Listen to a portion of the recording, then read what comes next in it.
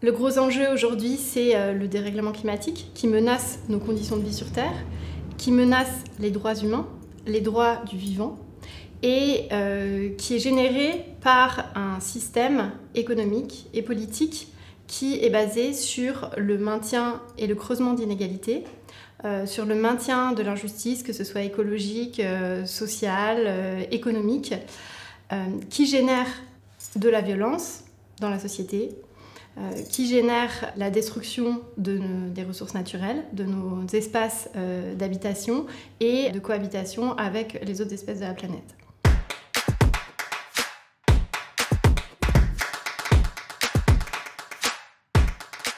Aujourd'hui, le frein, c'est que l'injustice est tellement répandue partout qu'on l'a subie sans la remettre en question.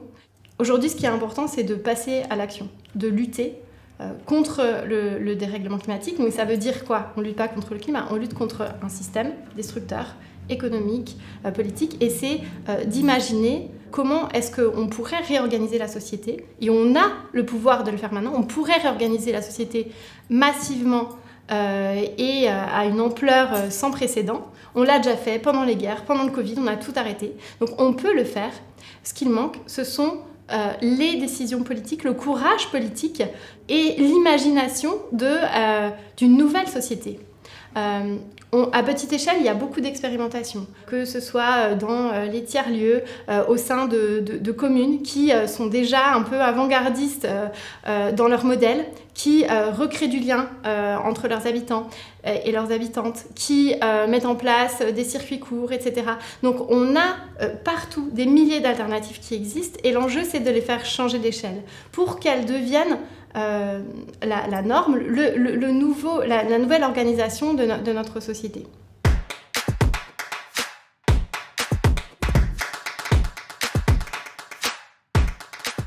Moi, j'ai commencé à changer mon mode de vie personnel et à me rendre compte que c'est pas suffisant.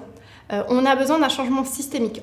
On peut changer son mode de vie personnel et être soutenable dans son coin, avoir une vie heureuse, mais en fait, on va être rattrapé par les impacts du dérèglement climatique. Donc pour moi, la lutte collective pour faire changer le système à la racine, elle est vitale aujourd'hui. Et je milite dans le mouvement citoyen Alternatiba et Action non violente COP21. Alternatiba, c'est la promotion des alternatives. On montre qu'il existe déjà d'autres manières de vivre et qu'on est prêt à les faire changer d'échelle. Et on pousse les élus, les collectivités locales à mettre en place, à faire changer d'échelle les alternatives au niveau des territoires. Et on propose même des plans d'aménagement du territoire pour en faire des territoires neutres en émissions carbone. Et en même temps, ça ne suffit pas, parce qu'on n'a pas 100 années pour se dire, au fur et à mesure, on va prendre de nouvelles habitudes, puis ce sera plus si inconcevable, ça sera dans nos habitudes. On n'a pas le temps parce qu'on a les rapports du GIEC, là c'est le 6e qui vient de sortir, qui nous rappelle que l'urgence, c'est dans cette décennie. Et le scénario à 1,5 degré à la fin du siècle, il est encore sur la table, mais il demande d'arrêter les émissions d'énergie fossile de manière drastique. On a besoin de stopper les projets qui aggravent le dérèglement climatique parce qu'ils sont fortement émetteurs de gaz à effet de serre. Et ces projets-là, en général, ils ont des impacts environnementaux et sociaux qui sont également néfastes, qui continuent donc à détruire la biodiversité, à avoir un impact sur les populations qui vivent à proximité de ces projets, en plus de l'impact global qu'ils ont sur le réchauffement de la Terre. Donc, on a des co-bénéfices, c'est le terme aussi que le GIEC utilise, à changer nos modèles de société. Ce serait déjà une bonne idée de le faire s'il n'y avait pas le dérèglement climatique, parce qu'on partage les richesses, on crée un espace écologique dans lequel les plus pauvres, on leur donne la possibilité de rehausser leur niveau de vie, pour arrêter avec la violence de la pauvreté et pour avoir un plafond, pour que les plus riches reviennent dans l'espace écologique qui est nécessaire pour que nous puissions toutes et tous vivre sur la planète choisir où on peut encore vivre parce que notre territoire n'est pas désertique, et redonner du pouvoir de choix, de vie aux personnes. Et ça implique un changement de système à tous les niveaux. Repenser le travail, repenser l'économie, repenser, avoir comme objectif la sobriété, parce que il y a la nécessité de développer les énergies renouvelables. Et évidemment, on a besoin d'énergie pour vivre, mais de savoir où est-ce qu'on les octroie. Est-ce qu'on veut mettre de l'énergie pour les panneaux lumineux à la gare qui font la publicité pour les vols Paris-New York à 150 €? Ou est-ce que cette énergie-là, on veut l'utiliser pour faire fonctionner un hôpital, etc. Donc on va avoir des arbitrages à faire, et ces arbitrages, l'objectif, c'est qu'ils soient faits avec un esprit de justice sociale et de soutenabilité, de construire une société décarbonée, en donnant les moyens à toutes et tous de vivre en émettant moins de gaz à effet de serre et de vivre mieux, parce que ces alternatives-là, elles développent la solidarité, le partage, l'entraide, et recréent des liens sociaux qui se sont perdus ces dernières décennies avec des modes de vie individualistes, séparés dans nos voitures, etc., etc.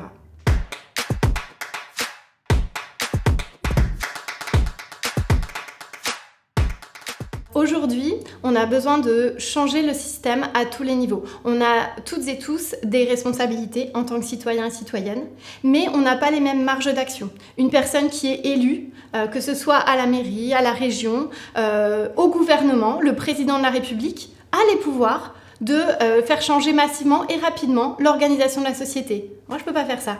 Par contre, ce que je fais à mon échelle, c'est être vigilante, cultiver les alternatives, les faire se déployer à l'échelle qu'il m'est possible, résister contre les projets, et puis aussi interpeller le gouvernement sur le fait qu'il a une responsabilité de protection de la population.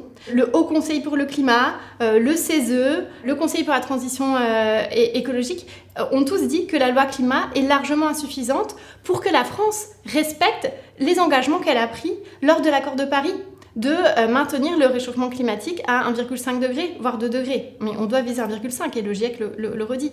Donc nous avons un devoir, moi j'ai un devoir de citoyenne, d'alerter sur le fait que le gouvernement n'est pas en train de remplir sa mission. Et en démocratie, on a élu un gouvernement et il a pour objectif de préserver les droits humains.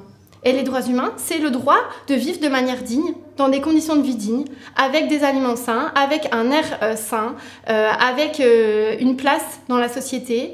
Et tout ça est menacé par le dérèglement climatique. Et déjà, ce n'est déjà pas le cas pour tout le monde, mais voilà. Les actions de désobéissance civile auxquelles je participe ont pour objectif d'exprimer mon pouvoir de citoyenne.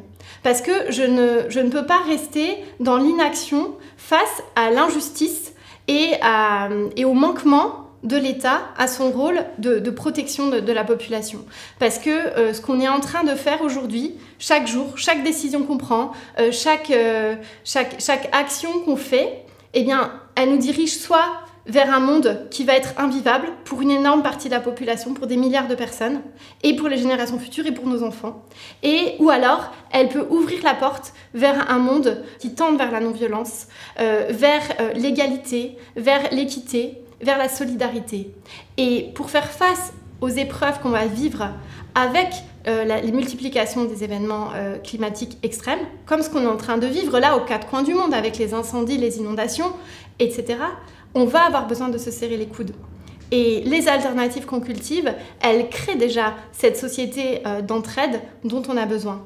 Donc, lutter aujourd'hui, c'est améliorer sa vie quotidienne, déjà, par ce qu'on cultive au quotidien, mais c'est aussi laisser une empreinte pour les générations futures qui est positive, et c'est prendre part activement à l'histoire, en ne laissant pas que les multinationales et les pouvoirs politiques qui n'ont pas comme préoccupation principale l'intérêt collectif, écrire l'histoire tout seul.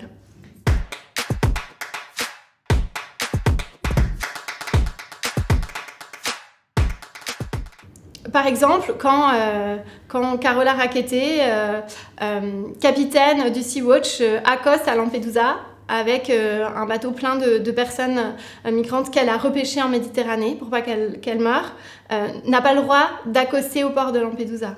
Elle l'accoste quand même. Donc elle est poursuivie par la justice italienne pour ça. Ça, c'est de la désobéissance civile.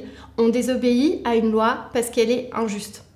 Parce que le fait que la loi soit promulguée ne lui confère pas forcément son caractère juste. Donc son action est légitime. Elle utilise sa responsabilité de citoyenne pour faire une action dans l'intérêt collectif.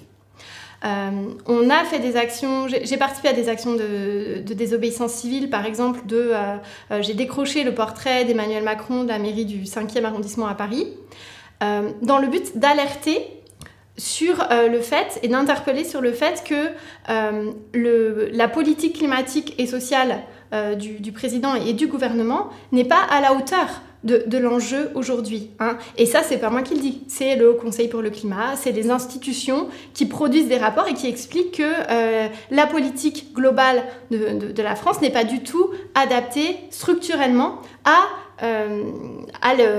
l'enjeu climatique et à l'échelle de réduction de gaz à effet de serre qu'on doit mettre en place. Il y a des actions qui sont faites. C'est pas on ne dit pas qu'il n'y a pas rien du tout. Mais en fait, par rapport à l'échelle qu'on devrait gravir, c'est complètement insuffisant et ça ne va presque rien changer.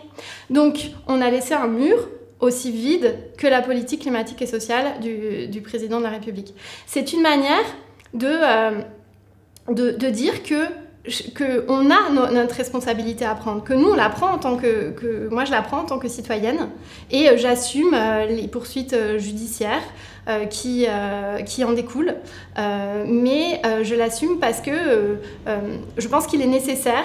Quand on n'a pas une force de communication qui est aussi grande que celle du gouvernement, et quand le gouvernement dit qu'il prend les choses en main sur la question climatique, mais qu'il ne le fait pas, c'est mon devoir aussi d'alerter sur le fait que, attention, on a besoin de se réveiller, parce que c'est un moment où on a besoin de l'éveil d'une conscience citoyenne, de faire corps, de faire société, de se poser la question de comment est-ce qu'on peut changer, etc., etc.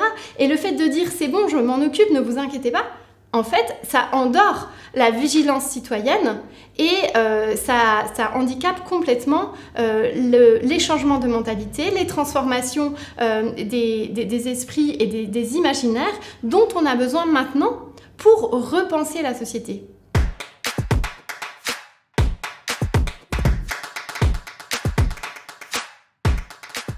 Si bien sûr, il y a énormément de moyens, il y a énormément d'autres moyens, mais ils sont tous complémentaires. Et la désobéissance civile sert à provoquer des déclics de conscience. Parce que quand on est poursuivi pour vol en réunion, pour avoir pris un portrait dans une mairie qui vaut 8,50 € et qu'on risque 5 ans de prison et 75 000 € d'amende, c'est impactant. Et on va en procès, etc. Et ça, c'est pour faire passer notre message. Parce qu'après, on a des climatologues qui viennent témoigner. On a des personnes qui participent aussi aux instances démocratiques par ailleurs, qui sont élues par exemple, etc., qui viennent témoigner de l'insuffisance de l'action politique gouvernementale actuelle. Et donc, on continue à faire passer un message. Après, on a besoin d'agir à tous les niveaux. Comme je disais, on a besoin de développer un nouveau système. Et on a besoin que les élus, chacun et chacune, à leur échelle, fassent le plus d'actions possibles pour faire changer le plus rapidement possible le système. Et donc, la lutte, elle se mène forcément à différents niveaux. Au niveau de la société civile, au niveau politique, à tous les échelons. On a besoin de tout, parce que le mouvement climat aussi mène une bataille culturelle. On a besoin que de plus en plus de personnes prennent conscience de l'ampleur du changement dont on a besoin et de l'aspect positif qu'on va en tirer sur nos vies. Et des choses qu'on n'imagine pas parce que c'est complètement hors cadre, que c'est encore... on sait qu'il y a un problème avec le climat, mais beaucoup ne se rendent pas compte de l'ampleur de ce que ça va faire. Et il y a aussi un côté démesuré sur la sidération de l'immensité de la catastrophe qui est quand même prédite par le GIEC si on continue sur cette trajectoire, sur la trajectoire actuelle qui nous mène à 3,5 degrés d'ici à la fin du siècle. Si on dépasse ces 2 degrés, ça va déjà être une planète inhabitable. Donc là, je pense qu'on est dans l'impalpable. Mais en tout cas, moi ce que je sais, c'est que j'ai pas envie d'y aller et que si le GIEC nous dit encore qu'il y a des scénarios qui sont possibles et un scénario à 1,5 degré, eh bien je pense qu'on a les capacités aujourd'hui d'arrêter la société. On l'a fait avec le Covid, on l'a fait en temps de guerre, et de se poser, de se dire en fait comment est-ce qu'on se réorganise.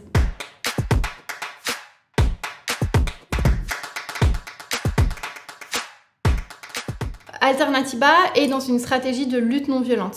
Donc, et ça fait ce côté de proposer un nouveau système et s'opposer à l'ancien pour éviter au maximum d'augmenter les émissions de gaz à effet de serre et donc leur accumulation et le réchauffement de la Terre. Ça fait partie d'une lutte non violente. La lutte non violente, ce sont tout un panel d'actions. Donc la plupart sont légales, et il y a la désobéissance civile qui est le seul moyen d'action illégale, mais qu'on fait de manière légitime pour faire changer les lois. On n'est pas contre les lois, on est pour faire changer les lois pour qu'elles s'adaptent au contexte actuel. Et les luttes non violentes, incluant ou pas la désobéissance civile d'ailleurs, sont des constructions de rapports de force qui sont basés sur la force de persuasion. On parle aux êtres humains, on pense que tout le monde peut changer aussi et décider un jour d'œuvrer pour l'intérêt collectif. Et la force de contrainte, parce que demander à la Société Générale de désinvestir d'un projet d'énergie fossile, eh ben, elle va le faire aujourd'hui que si elle en est contrainte. Donc on a besoin de construire des actions, on va occuper des banques, etc. des fois, mais aussi on fait un travail énormément pédagogique, d'information, de recherche, des études pour expliquer de manière scientifique et économique pourquoi ces projets sont néfastes aujourd'hui au dérèglement pour la population. Et ça, établir des rapports de force, ne pas avoir peur d'aller au conflit parce que, en fait, on s'entraîne à la désobéissance civile non violente parce que on garde une attitude non violente. En fait, on fait nos actions dans le respect de nos adversaires. Et ça, c'est très important. On n'a pas d'ennemis. On est tous des êtres humains. On vit tous ensemble. On fait tous partie du système. On identifie des adversaires envers lesquels on a des requêtes. Et les critères d'action de l'action non violente, c'est le respect de l'intégrité physique et psychique des personnes auxquelles on va faire face. C'est le critère principal, c'est ça. Et on voit que quand on mène des campagnes, on arrive à faire passer des messages parce que justement on est dans ce respect de l'individu, de la personne, et en même temps on fait des actions qui dérangent forcément parce que c'est des actions générales qui sont surprises ou pas d'ailleurs. On a bloqué en 2016 un sommet d'industriels du pétrole à Pau. On a terminé, donc on a bloqué avec nos corps. Il y avait des CRS qui protégeaient le château dans lequel les industriels de pétrole se réunissaient pour réfléchir à comment exploiter un peu plus de pétrole. Et nous, on a bloqué avec nos corps. Et le dernier après-midi, on a fini en discutant avec les conférenciers. Parce qu'il ne faut pas oublier que l'objectif, c'est aussi de nouer un dialogue et qu'en fait, on habite tous sur la même planète. À l'heure actuelle, il y a beaucoup de personnes qui sont coincées dans des métiers qui aggravent le dérèglement climatique, qui voudraient changer, mais qui n'ont pas les moyens financièrement. Et c'est pour ça qu'on a besoin de trouver des solutions ensemble. On parle beaucoup aussi avec les syndicats de l'aéronautique, parce qu'on a fait une campagne pour la réduction des émissions, pour la réduction du trafic aérien. Et en fait, les salariés nous disent « mais nous, on veut changer, mais on est coincés ». Donc, comment est-ce qu'on repense ensemble? Comment est-ce qu'on reconvertit les emplois? Et donc, ça pose la question vraiment de la base de nos sociétés. Qu'est-ce qu'on a besoin comme métier aujourd'hui pour aborder le défi du siècle qui est le dérèglement climatique?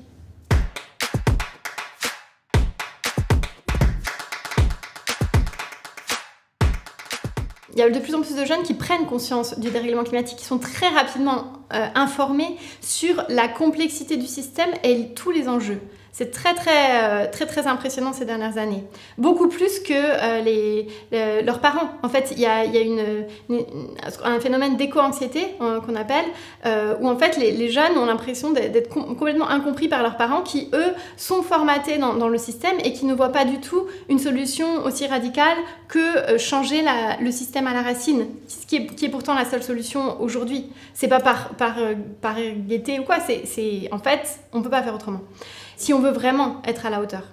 Mais on a besoin que toute la population prenne conscience. Cette lutte, c'est pas une lutte entre générations, même si on voit que les différences de prise de conscience générationnelle existent, c'est une lutte que toute la population doit mener, que les grands-parents doivent aussi s'en emparer, et beaucoup d'ailleurs s'inquiètent pour leurs petits-enfants, etc. Donc c'est une lutte intergénérationnelle qu'on doit mener, c'est une lutte sociétale. Beaucoup de jeunes arrivent dans Alternatiba et découvrent aussi une manière de lutter qui est efficace avec l'organisation de la lutte non violente. Et elle permet, on voit des jeunes déployer leurs ailes quelques mois après leur arrivée dans le mouvement, prendre des responsabilités énormes, de monter en compétences en flèche dans la coordination, dans la communication, la logistique, etc.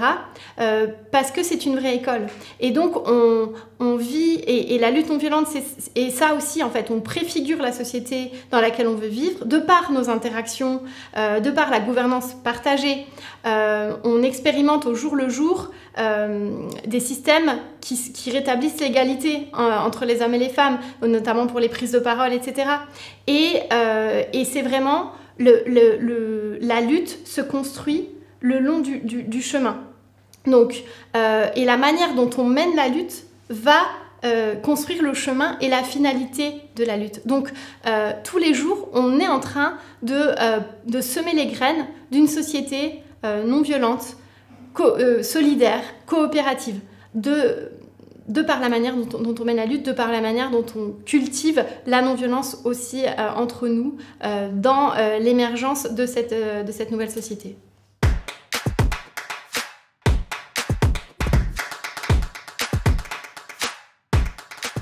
On est en lien avec des associations un peu partout. Alternatiba a des groupes locaux en Haïti, à Dakar, en République démocratique du Congo. Et la manière dont on fonctionne, c'est on est ancré dans les territoires. Chaque groupe est autonome. On partage le même projet de société, soutenable et juste. Ensuite, et c'est ce qui nous paraît le plus juste, c'est d'opérer les changements en fonction des réalités du terrain, de la culture, de la géographie, est-ce qu'on a beaucoup d'eau, est-ce qu'on a beaucoup de forêts, etc. Et donc, il y a une organisation globale, mais les solutions, elles se cultivent au niveau local. Et ensuite, il y a une forte solidarité internationale dans le mouvement climat, dans le mouvement de défense des droits humains, parce qu'on a besoin aussi de se serrer les coudes. On est devant un changement d'ère planétaire. Et on est en train de déterminer quel va être ce changement. Donc les échanges d'expériences sont très enrichissants pour éviter de perdre du temps là où d'autres ont trouvé des solutions. Et il y a de riches échanges réguliers entre des groupes, que ce soit en Amérique du Sud, en Afrique, un peu partout, quoi.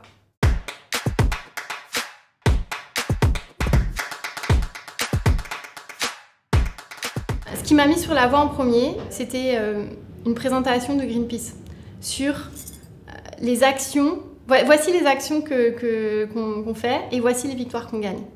Et en fait, je me suis dit, mais ok, alors si faire des actions de désobéissance civile liées à du plaidoyer, à un énorme travail d'investigation et de sensibilisation, etc., ça fait changer les lois pour les rendre plus justes, moi aussi j'ai envie de faire ça.